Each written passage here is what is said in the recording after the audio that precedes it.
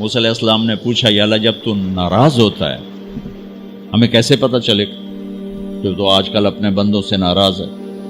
تو اللہ تعالیٰ نے فرمایا جب میں ناراض ہوتا ہوں حکومت بے وقوفوں کو دیتا ہوں، اجعل الملک فی صفہائہم، حکومت بے وقوفوں کو دیتا ہوں، والمال فی بخلائہم، اور پیسہ بخیلوں کو دیتا ہوں جو ذرا گن گن کے خوش ہوتے رہیں، اور بارشیں بے وقت کرتے ہیں، بارشیں بے موسم کی ہو جاتی ہیں، پیسہ بخیلوں کے پاس، حکومت نکموں کے پاس۔ کہ اللہ جب تو راضی ہوتا ہے تو اس کی کیا نشانی؟ کہ اس کی نشانی یہ ہے کہ اجعل الملک فی حلمائہم، حکومت سمجھدار اور نیک لوگوں کو دیتا ہوں، والمال فی سمحائہم، اور پیسہ سخیوں کو دیتا ہوں، اور بارشیں وقت پہ کرتا ہوں۔ تو موسیٰ سمجھو میں اپنے بندوں سے راضی ہو چکا۔ تو اطعام الطعام میں اشارہ ہے سخی بنو، سخی بنو۔ اللہ تعالیٰ کی ایک وی آئی پی جنت ہے جس کا نام ہے جنت الفردوس۔ اللہ نے باقی جنتیں بنائی کن کن کن، جنت الفردوس بنائی اپنے ہاتھوں سے۔ کیا چیز بنائی ہوگی؟ تو اللہ نے کہا وعزتی وجلالی لا یجاورنی فیکی بخیل، اے جنت مجھے اپنے عزت و جلال کی قسم تیرے اندر بخیل نہیں جا سکتا، مرد یا عورت بخیل نہیں جا سکتا، سخی جائے گا، بخیل نہیں جا سکتا۔ بخیل سے اللہ کی دوستی لگ نہیں سکتی اور سخی سے ٹوٹ نہیں سکتی۔ شیطان کہتا ہے میں عبادت گزار اور بخیل ہو تو مجھے کوئی ڈر نہیں لگتا، یہ آپ پہ ہی ماریا جائے گا، ایک دن آپ پہ جاوے ڈھانا ہے، یہ جو پیسے کی کشش اس کو مار دے گی۔ اور نافرمان سخی سے ڈرتا رہتا ہوں کہ پتہ نہیں کب بخشا جائے، پتہ نہیں کب بخشا جائے، کب سخاوت کو اللہ پسند کر کے چلو پار کرتا۔ اچھا، جبریل پوچھتے ہیں یا رسول اللہ مل ایمان، ایمان کیا ہے؟ تو آپ نے فرمایا ان تؤمن باللہ وملائکتہ وکتبہ ورسلہ وبالبعث بعد الموت۔ ایمان عقیدہ، اللہ پر، فرشتوں پر، کتابوں پر، رسولوں پر، موت کے بعد کی زندگی۔ یہ مدینے کا سوال ہے۔ اب آخری حج کا سوال ہے یا رسول اللہ مل ایمان۔ پہلے سوال کرنے والے جبریل ہیں اور یہ سوال کرنے والے عمر بن عبس ہیں۔ یا رسول اللہ مل ایمان، ایمان کیا ہے؟ تو آپ نے کیا جواب دیا؟ الصبر والسماحہ، الصبر والسماحہ۔ اب چھت بتا رہے ہیں کہ ایمان یہ ہے صبر کر اور معاف کر، صبر کر اور معاف کر۔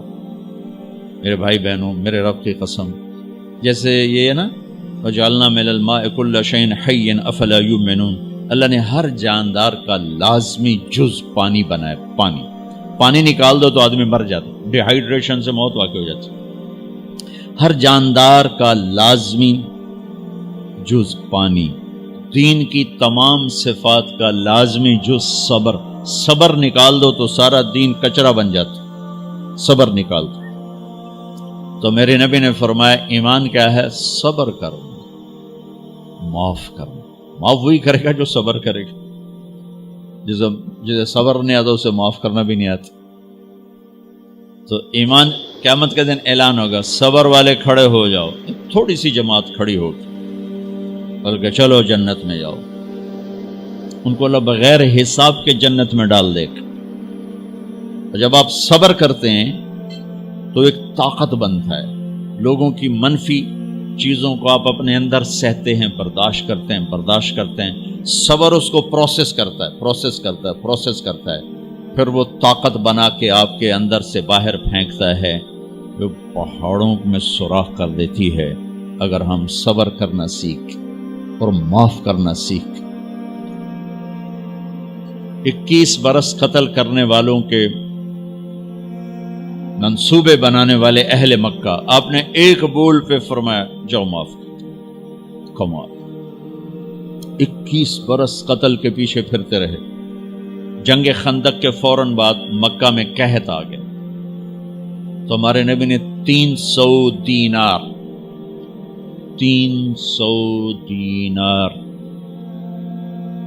کوئی 10-15 لاکھ روپیہ بنتا ہے، آپ نے مکے میں ابو سفیان کو بھجوایا جو جنگ خندق کا سالار بن کے آیا تھا.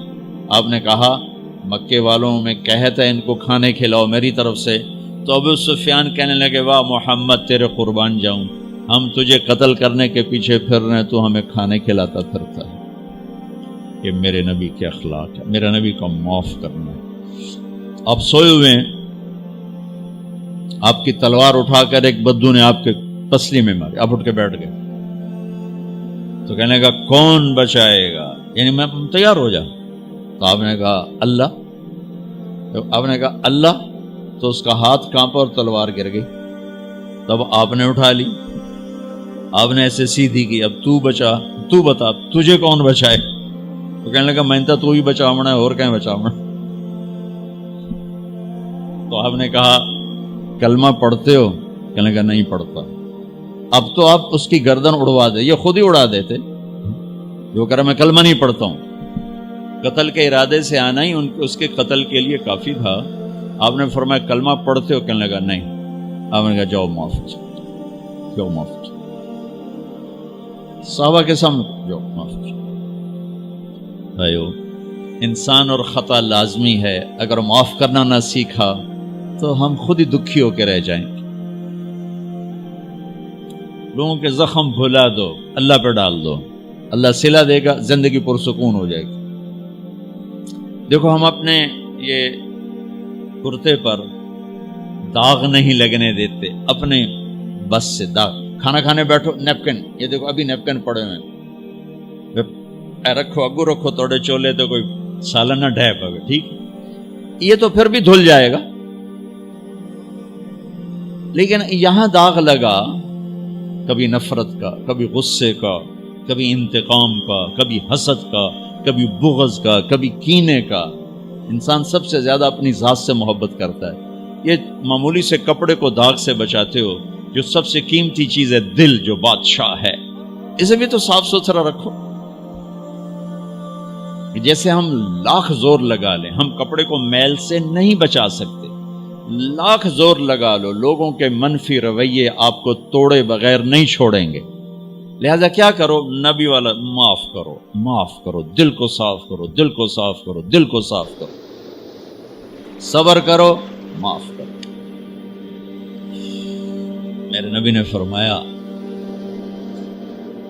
میرے بیٹے انس، ایک بہت بڑی سنت بتاؤں، بہت بڑی سنت. داڑھی سنت ہے، پگڑی سنت ہے، سفید لباس سنت ہے. بہت بڑے کا لفظ مجھے یہیں یاد ہے، ہو سکتا ہے کہیں اور بھی ہو. میرے بیٹے انس، ایک بہت بڑی سنت، اگر تو یہ سنت پہ عمل کر گیا تو جنت میں میرا ساتھی ہو جائے گا. جو بھی کر لے، جو بھی، وہ جنت میں میرا ساتھی ہو جائے گا. ذالک من سنتی ومن احب سنتی فقد احبنی ومن احبنی کان معی فی الجنہ. میرا جنت کا ساتھی جو اس سنت پہ عمل کر گیا. کیا ہے یا رسول اللہ؟ یا بنی ان قدرت، اگر تو کر سکے. اشارہ ہے کم تنو اوکھا دسن لگا، سوکھا نہیں ہے. ان قدرت، اگر تو کر سکے. ان استطاعت، دو لفظات کہ بیٹے کام اوکھا ہے، لیکن دیکھو تمہیں ملے گا کیا؟ جنت نہیں، جنت میں نبی کا پڑوس ملے گا. ایڈا وڈا کام تیرا نا، دیکھو نا 4-5 لاکھ نالتا اتنے ہوں ایک گز نہیں لبدا. تو کوئی بندہ بوجھ پا کے آ جائے ₹1,00,000 دا 2,000 گز دا بنگلہ لے دیو تو اکثر پاگل خانے گلو ہیں. جنت کا مل جانا بھی بہت بڑی بات ہے، پر جنت میں نبی کا ساتھ ملنا کوئی سوکھا کم تو نہیں ہوئے گا، ہے کری تو پسینہ آئے گا. آپ نے فرمایا بیٹے ان قدرتا، زور لگے گا. ان تصبح و تمسی، ساری زندگی کرنا پڑے گا، ساری زندگی کرنا پڑے گا. داڑھی تو ایک دفعہ رکھ لی ہے، اب تھوڑی صفائی ستھرائی ہے، لیکن یہ روزانہ کرنا پڑے گا، صبح شام کرنا پڑے گا، ساری زندگی کرنا پڑے گا. اور تو اس میں تھکے گا. کیا ہے؟ وَلَيْسَ فِي قَلْبِكَ غِشٌّ لِأَحَدٍ فَافْعَلْ. صبح و شام اس دل میں کسی کی نفرت نہ آنے دینا، کسی کے لیے بغض نہ آنے دینا، کسی کا کھوٹ نہ آنے دینا، کسی سے کینہ، غش، سارے الفاظ کو اپنے اندر سمیٹے ہوئے. اور میرے نبی کی عجیب بات، لے احد، لے احد، لے احد، کسی بھی انسان، مسلمان نہیں کہا، مومن نہیں کہا، نیک آدمی، نیک عورت نہیں، کسی بھی انسان، لے احدن. آج لے احد 7 ارب انسانوں پہ بولا جا رہا ہے. میرے نبی فرما رہے ہیں، میرے بیٹے دنیا کے تمام انسانوں سے دل صاف رکھنا. کیا ہوگا؟ چاہیے تو جنت میں میرا ساتھی بن جائے. تو بھائیو بہنوں، ایمان کو مکمل کرنا ہے تو صبر کرنا سیکھو، معاف کرنا سیکھو، چپ رہنا سیکھو. ساز خاموش ہیں، فریاد سے معمور ہیں. جواب دینا تو کیا مسئلہ ہے، طاقت چپ رہنے پہ لگتی. کوئی ابھر جائے، بیٹا ابھر جائے، بیوی ابھر جائے، خامد ابھر جائے، چپ ہو جاؤ، گزار دو اس طوفان کو. واپسی میں ایمان کی وہ اللہ حلاوت مٹھاس دے گا، ساری زندگی محسوس کرتے پھرو. یہ صفت بھی معاشرے میں کوئی نہیں، نہ کوئی معاف کرنا جانتا ہے، نہ کوئی صبر کرنا جانتا.